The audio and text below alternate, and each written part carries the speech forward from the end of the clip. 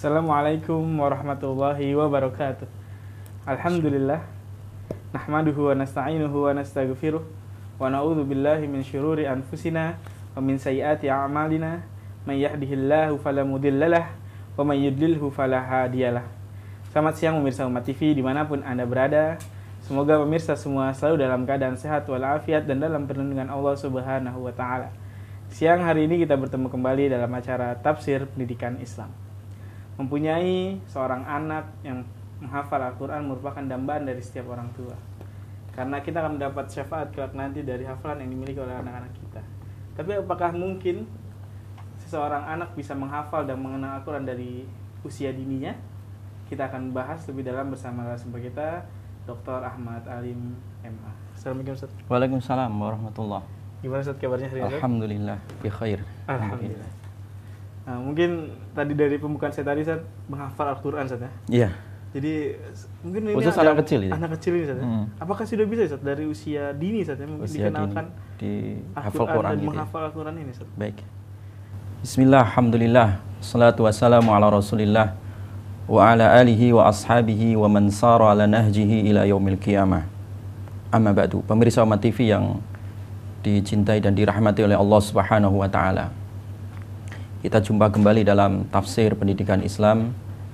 Insya Allah kita akan membahas tentang tahfidz Al-Quran usia dini. Jadi bagaimana kita kenalkan sejak dini Al-Quran ini agar anak-anak kita lebih dekat dan lebih senang untuk akrab dan menghafal Al-Quran.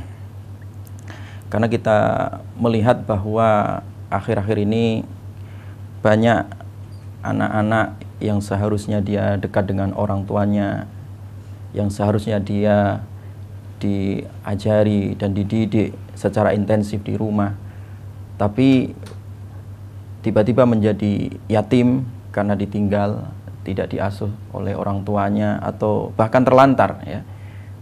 Makanya di zaman kita ini sekarang ini banyak sekali anak-anak yatim bukan karena nggak punya orang tua ya, tetapi yatim karena jauh dari kasih sayang orang tua dan juga jauh dari pendidikan yang benar dari orang tuanya.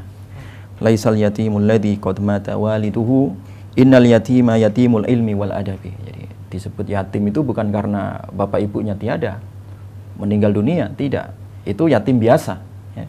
Tapi ada yatim yang luar biasa, yaitu ketika anaknya dibiarkan yatim dari ilmu, yatim dari Al-Quran ya.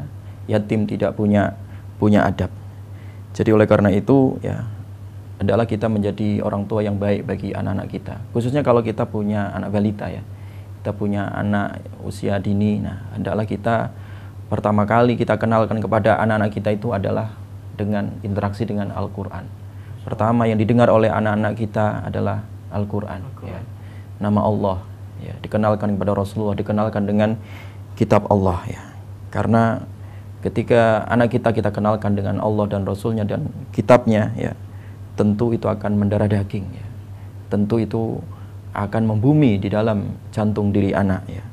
Sehingga kita sebagai orang tua harus punya karakter ini.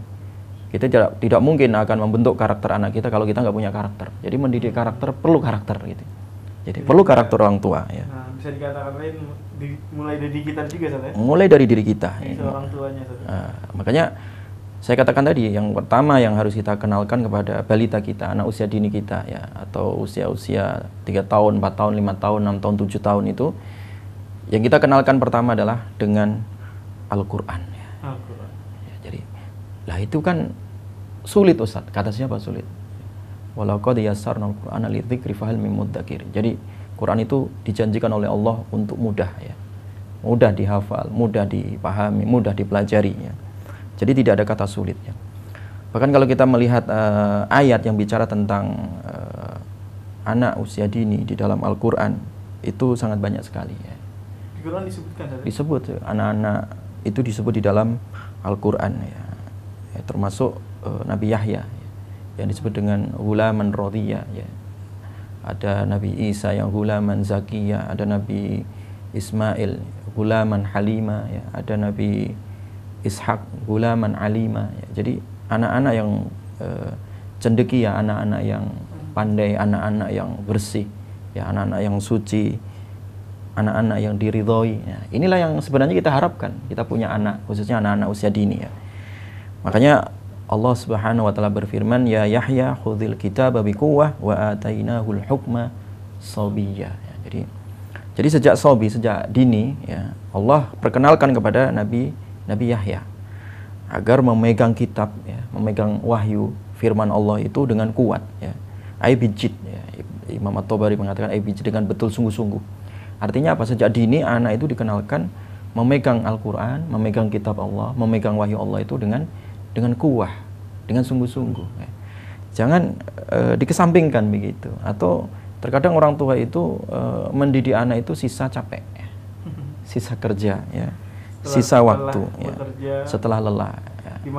Di malam hari udah ngantuk. Anak sudah kadang anak masih tidur, dia berangkat, pulang sudah tidur lagi. Ini zaman kita sekarang ini. Nah, makanya di sini perlu anak ditanamkan sejak dini dan dengan kuat tadi. Ya. Jangan sampai salah menanam ya. Bibit yang bagus ya, kalau ditanam di tanah yang tandus dia tidak akan menghasilkan apa-apa. Ya. Akan mati itu bibit. Makanya oleh karena itu anak kita ini bibit ini ya. Bibit yang bagus ya, yang fitrahnya suci, yang masih bertauhid, masih bersih dia. Seperti kertas putih ya.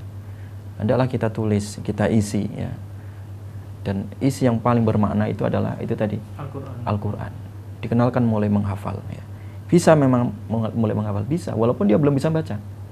Ya, saya sudah melakukan riset itu, saya punya lab di rumah. Saya punya rumah tahfidz dan membuka program ini, tahfidz anak usia dini ya. Jadi usia 3 tahun sampai 7 tahun. Sudah mulai diperkenalkan di usia. Sudah saya kenalkan itu. Ya, saya buka dan pesertanya banyak anak-anak usia 3 tahun ya. Itu mereka mulai belajar talaki. Jadi kita menggunakan metode talaki. Jadi diajari oleh ustadzahnya, diperdengarkan Al-Qur'an sekali, 2 kali, 3 kali, dihafal. Diulangi oleh mereka dihafal. Padahal sebelumnya tidak pernah mendengar apapun. Dia tidak pernah, belum bisa membaca tentu. Kadang anak 3 tahun tentu bicaranya masih terbata-bata. Tetapi ketika terbata-bata itu diajari Al-Qur'an justru menjadi fasih. Ada beberapa anak yang saya perhatikan, observasi anak-anak yang dia bicaranya masih terbata-bata ketika dia masuk ta'ud ya, masuk tahfidz anak usia dini ini, program ini, mereka itu justru bicaranya semakin fasih, semakin teratur. Al-Qur'an membantu mereka. Sangat membantu. Al-Qur'an sangat membantu. Bagaimana Al-Qur'an itu akan menertibkan bicara anak-anak, menfasihkan.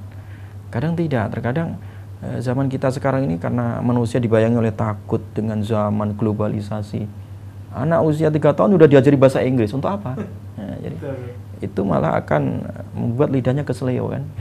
Atau bertemu huruf hijaiyah keseleo. Iya, artinya malah justru lidahnya tidak akan pernah fasih. Justru supaya fasih, ajari Al-Qur'an ya. Ya, bukan berarti dilarang belajar bahasa Inggris, nanti aja lah ya. Ada yang lebih penting yaitu Al-Qur'an ya. Jadi belajar Al-Qur'an ini itu akan memfasihkan lidah anak ya. Walaupun dia belum bisa membaca ya. Akan menfasihkan pendengaran anak ya. Dan dia belajar mendengar begitu. Jadi oleh karena itu menghafal Al-Qur'an sejak usia dini itu disyariatkan ya.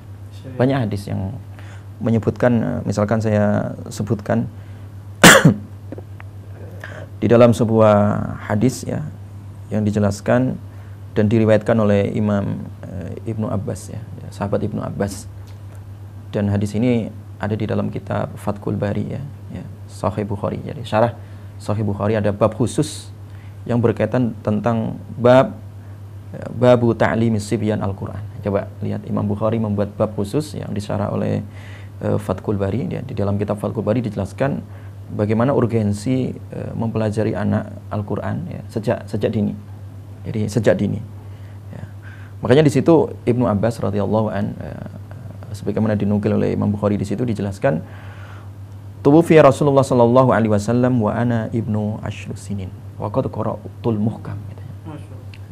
Jadi aku katanya, kata Ibnu Abbas ya, bertepatan dengan wafatnya Nabi itu usia saya 10 tahun. 10 tahun. Dan waktu itu sudah aku hafal Al-Qur'an. Coba. Sudah hafal Al-Qur'an. Artinya apa? Artinya di situ Ibnu Abbas telah menghafal Al-Qur'an sejak dini. Sejak usia dini dia sudah dikenalkan oleh Nabi SAW tentang Al-Quran ini, bacaan Al-Quran ini. Bahkan di dalam riwayat yang lain disebut oleh Ibnu Abbas, saluni anit tafsir, fa inni hafidhul Quran wa ana shaghir. Jadi tanya saja kepadaku tentang masalah tafsir ya. Karena aku telah menghafal Al-Quran ketika usia dini, waktu kecil. Nah, ini dasar yang sangat kuat bahwa jangan khawatir kalau anak kita kecil usia 3 tahun diajar Al-Quran, nggak akan rusak otaknya.